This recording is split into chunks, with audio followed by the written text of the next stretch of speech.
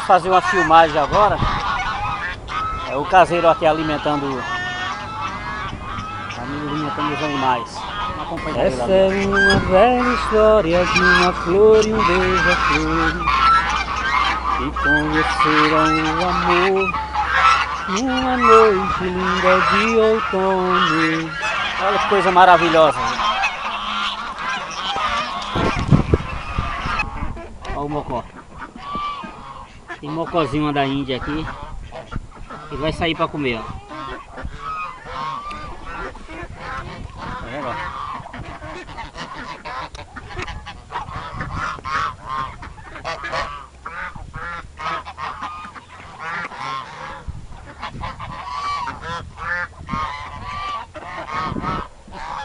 Ó, gente, vem até o paturi selvagem, ó, vem comer também, ó.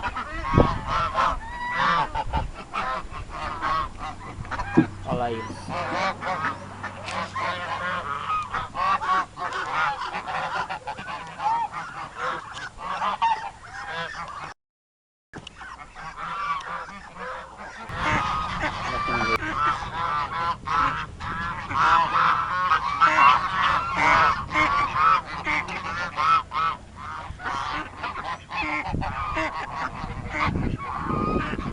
Olha esse pessoal.